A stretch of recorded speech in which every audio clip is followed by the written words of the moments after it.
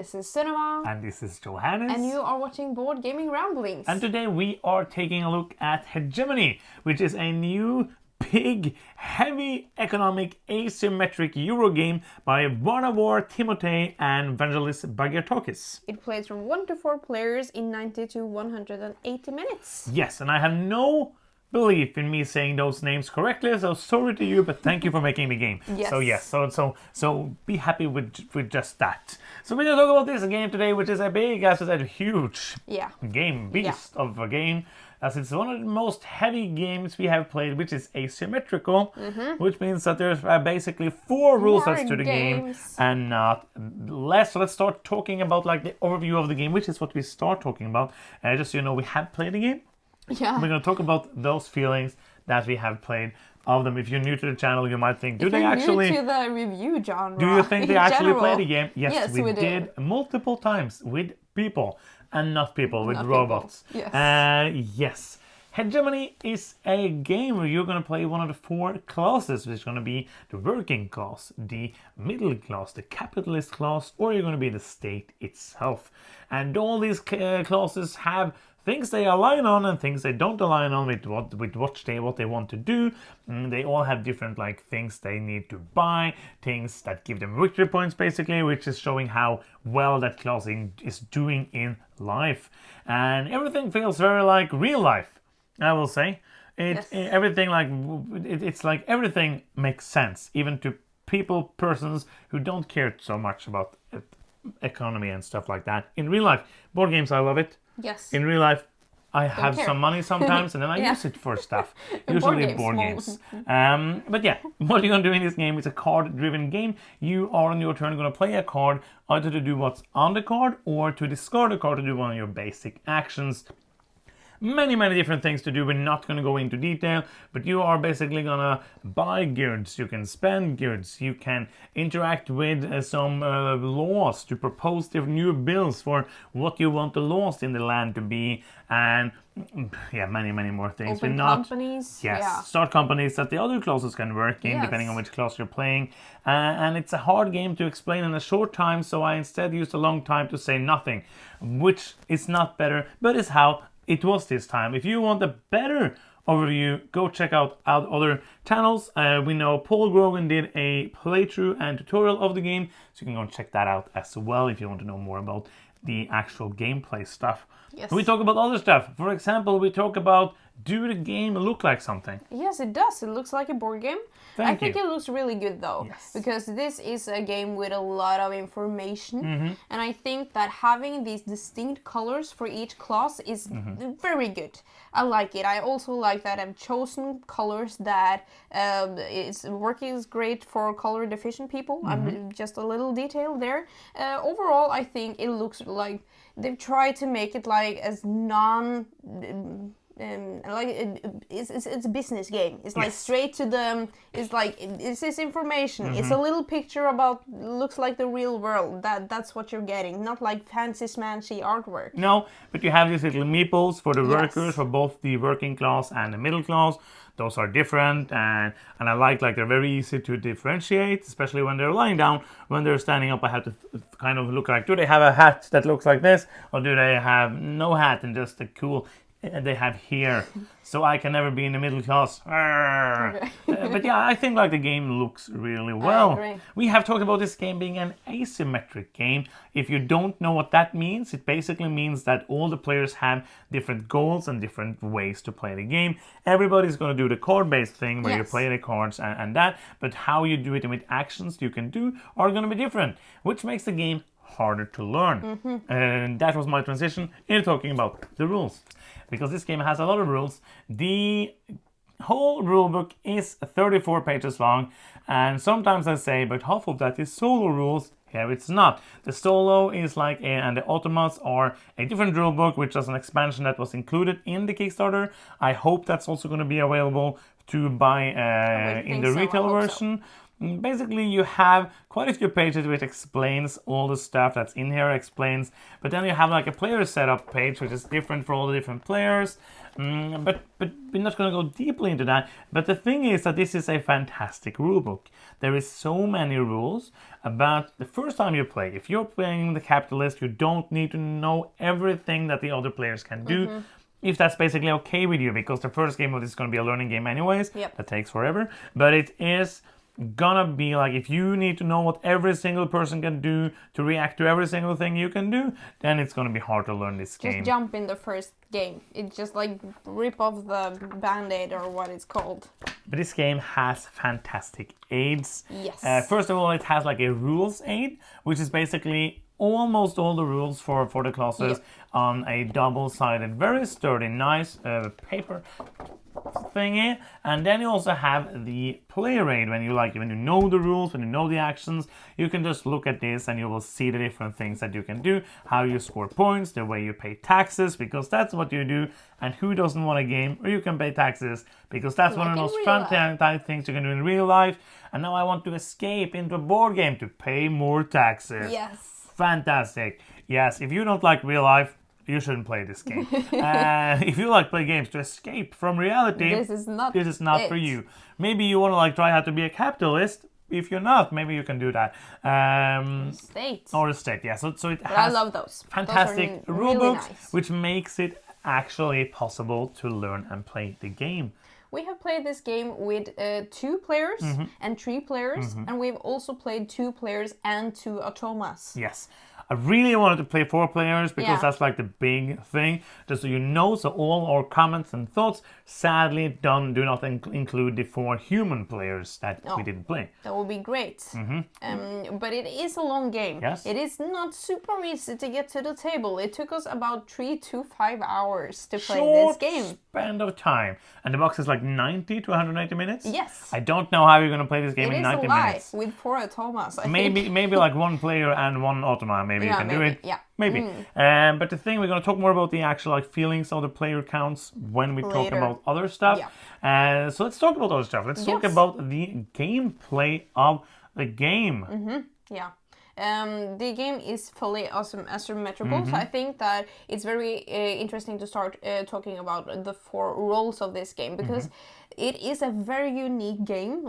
I've seen asymmetrical games before, but one that is so rooted into reality is very, very cool. You did not do that on purpose, did you? No. Seeing all asymmetrical games rooted in reality. No. And now just super simple before you continue, super briefly, we have played Root.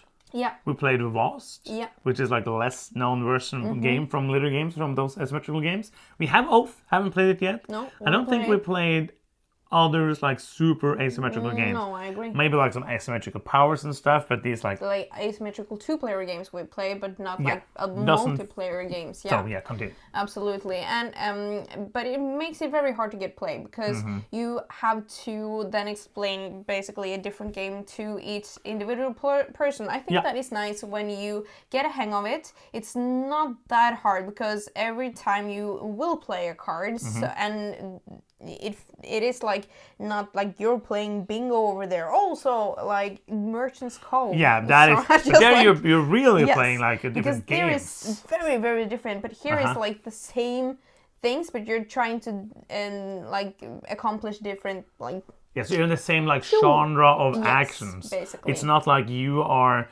buying resources and I'm taking a swim. It's not that. That's true. It might be that I'm opening a company and you're working there. Yes, and I really like the interaction between those classes. It feels like it all makes sense, and I think also that makes it a little easier to get into, is because that you can say oh, now I am the working class. I'm going to work for the capitalist, for example, and then I will produce goods for you. You will pay me for the work that I've done, and then later I will go buy the things that I've produced with the money that you gave me. With the money that I've earned from you. Yeah. I'm just briefly going to go through the different four different classes and what they kind of want to accomplish.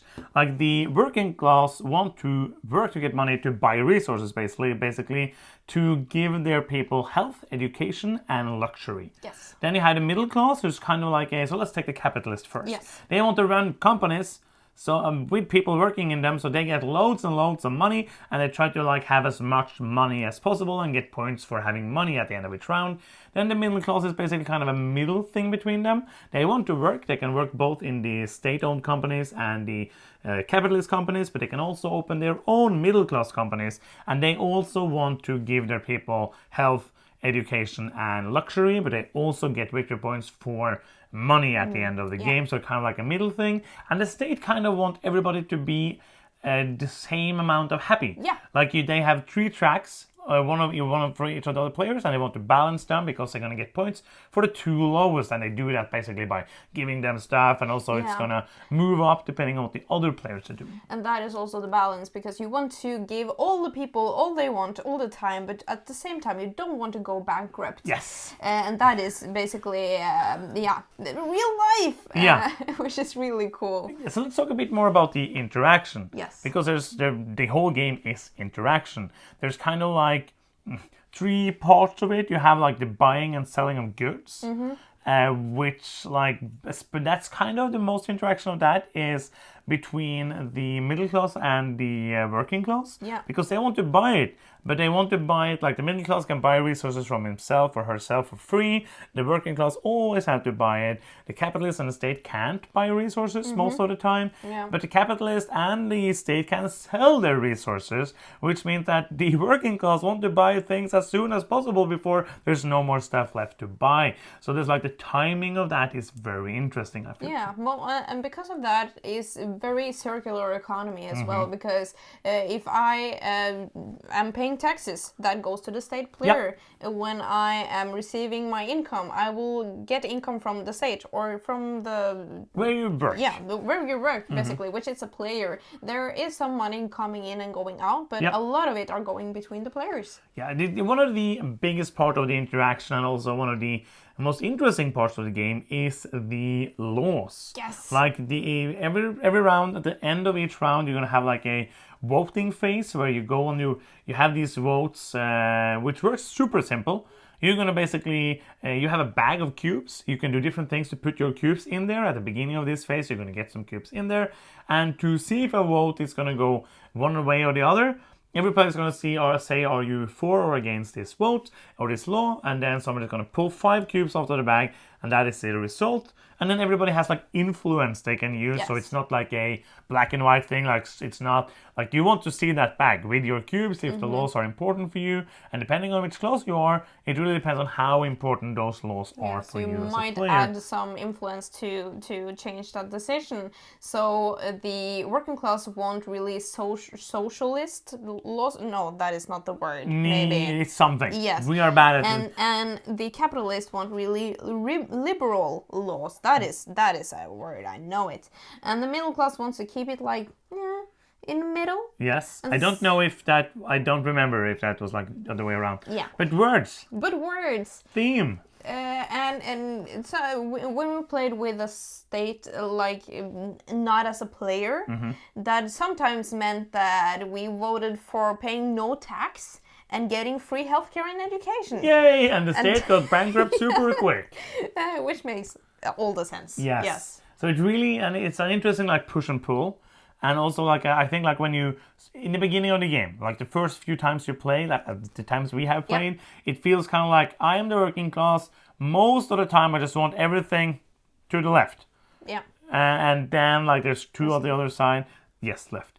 Depending, like if you look at the board, it's left. Yeah. And if you're like capitalist, you want everything to the right, because then like it's super hard to get healthcare and education. You have to buy it privately, and no taxes to the state. And it's and as I said, like the middle class is kind of there to break it in the middle. The thing that makes it a bit more interesting in 4 is that every turn the state has like a goal. Like they want this to be this, and this, and if they manage that, they get some points for it. So you kind of then can look at it and see like, okay, I'm usually the only person who wants it to be in 3A. Yeah. But now I can see that the state has that. So will I then hope that they will then vote for that? to get that point, so that it will be easier for me to win that vote. Yes. And also, of course, when you play the games more times, it's going to be like, okay, it's more important. It's okay for me to go that way, because then it's going to be harder for the player to get it 2 times the other way, which might be bad for you again. So there's many different nuances to that, and I think that is like the core interaction of the game and core thing that changes up every round how it feels. I agree, and sometimes it feels really like punishing, but because everything that I do, which is good for me, is bad for someone else. Yes, but it's not a take that game. No, it's not like I'm doing something to be bad to you.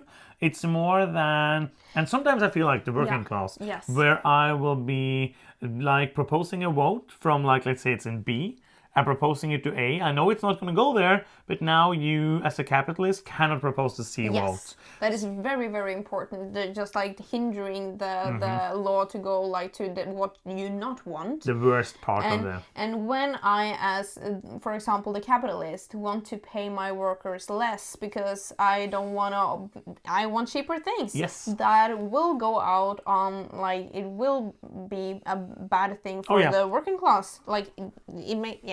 If you get it to the fact where you can pay less and healthcare and education is super expensive, then it's hard to be the working class, because then you have to pay a lot of money for everything and you don't have money at all. So it's kind of, you have to balance that out. And that also happens, like that also makes it so that people want to steer it different ways, because if it's too good for one player, it's going to be so that somebody else is going to stop that as well. Try to balance it out. Let's talk a bit more about player count, because we usually do that kind of like in the, like we liked it more with 3, but here it's such an important thing. As I said, I would have loved to play it with 4 actual human beings, but we didn't get to do that. That's just how it is. So we played 2 players the first time. I knew it was going to be most of a learning game, and I'm very happy we learned it before we were going to play it with more people. But what did you feel about the 2-player experience? Other than that, the learning game was like a big hurdle, and all the other rounds after that had made much more sense. Like, not that you're playing it extremely well, but you see some connections that you didn't see the first time.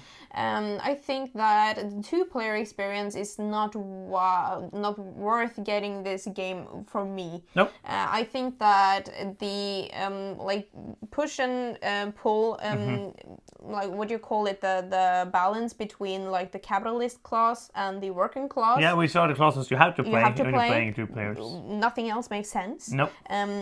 It is interesting, but it's very like black and white, because they are so polarly opposite. That bringing in a 3rd player, which is the middle class, really helped evening things out, because it was like sometimes it agrees with the working class, sometimes it agrees more with the capitalist class, and that was an interesting balance. Yeah, I feel like 3 players, obviously of the ones we have played, is where the game shines. I know that some people we have spoken to really feels like the 4-player game is the only way to play this game. I know Thinker Themer, they feel like the 3-player game is the best. Yeah. Go and check out their review as well. They have more, they play the 4 players, so they can talk about that as well. And I think 3 players, like, because the game is long.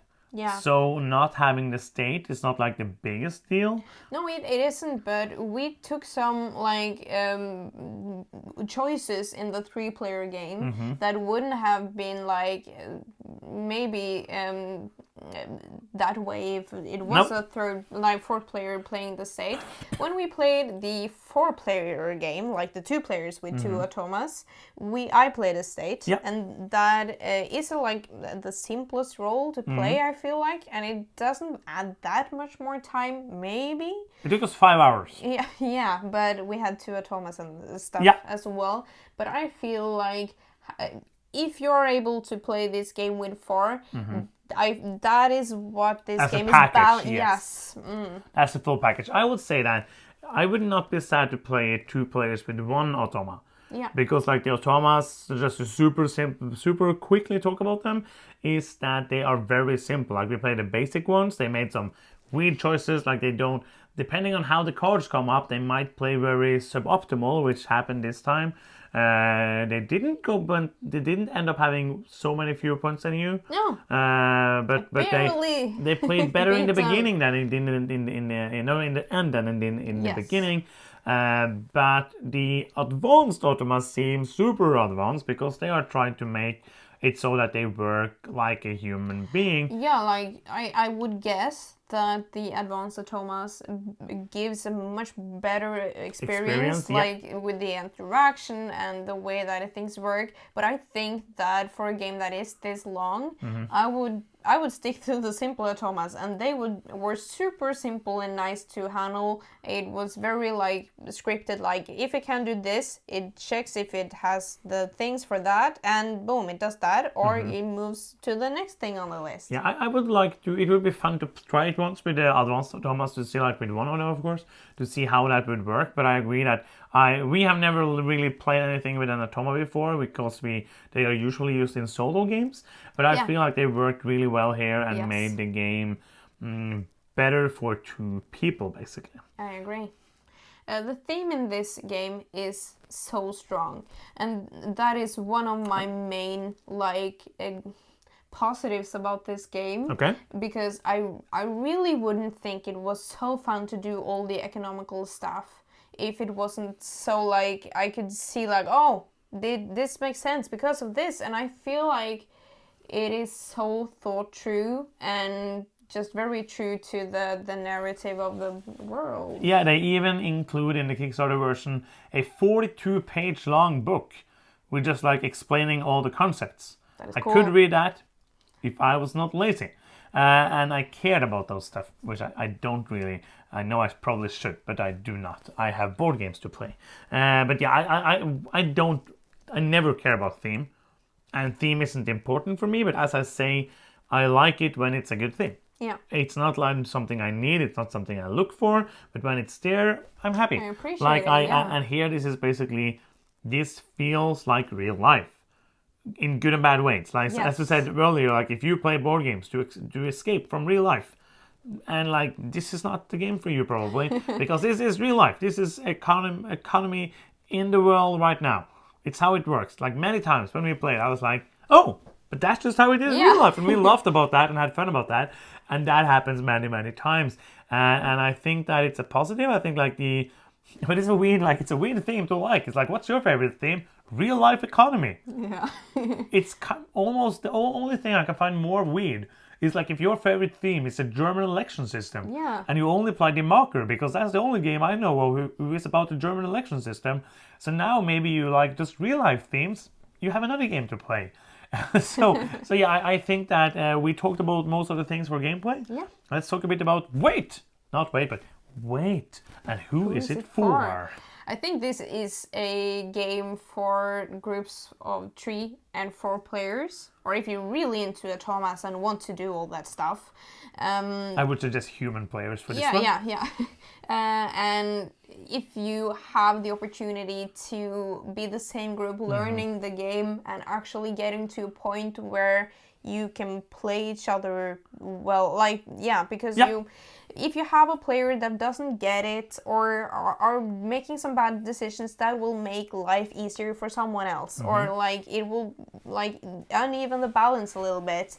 And so I think that if you have a group that you play regularly with and you can get this to the table and try out the different classes and play around with that, yes. Yeah, and as we said, it's a long game. Like you need time for a long game, and you obviously need to like heavy economic euros, because that is what this is. It's a heavy game.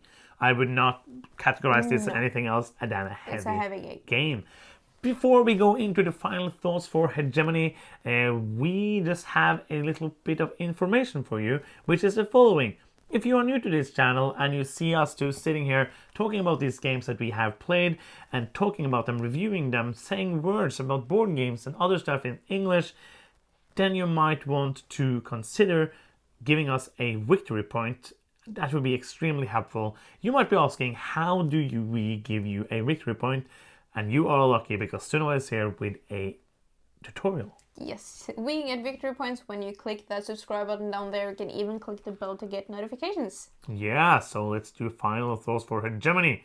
Lead your class to power. Is that the game? Lead your class to victory, I think it is. Okay, power. Well, it's the same. Potato, potato. I think it's a really clever game. It's just, I just started. I thought that... you always start. I always start. That's the deal. And I get amazed by this game, how well it is laid out, how balanced it feels. Sometimes I feel like, oh, but this is impossible for me. You guys have it so much easier over there with your other stuff that I'm not a part of. But sometimes it takes another turn and you see like, oh, okay, I can do things also. Even though I really like the concept of the game, it is hard to get to the table. Yep. It is a really long game. I am not sure when we're going to play this again. And if we are playing it again, I want to play it with 4 people. Where are we going to find 2 people? That's not going to be a problem. We have many friends who like this kind of games. But we just need a day. We just need a day. So it is so many cool things. And I think like, based on this review and probably all the other information out there, you will have a gut feeling if it's for you or not. Absolutely. I think this is for me. I think it's really cool. I want to give it a 7.5. It's really hard to rate it because I really feel like it is something like it is a 4-player experience there that is amazing, but we haven't played it. Hegemony is a fantastic game. I agree with you that it is hard to get to the table. If it was like super simple to get to the table and we knew 4 people and could play it but we never play anything regularly, so that's not something. It's a lie. So the gameplay for me is kind of like an 8.5 or a 9. Oh yeah. And I'm unsure, I was between an 8 and an 8.5 because I love everything about the game. Yes. I think it's a fantastic game. It's super interactive, super economic, everything that I like, everything that I love. And even though it's asymmetrical, as we talked about, you do things that are similar. So they are when I'm jumping from playing the working class to playing the middle class, it's not that's not a huge teach. Yeah. Because now I know everything in the game and I just need to know which actions I need to do. So playing the same game with same people with different roles is not going to be learning it again. I think I'm going to land on an 8.5. I think it's a super fun game that I am excited to sometime play again. It's a bit harder to get played at the other games I sometimes want to play again. But then again, it's a heavier game, so all the heavier games are kind of harder to get played. That's true. And that is the end of this review where we talked about the game called Hegemony. I'm Johannes. I'm Cinema. And you've been watching Board Gaming Ramblings, and bye-bye.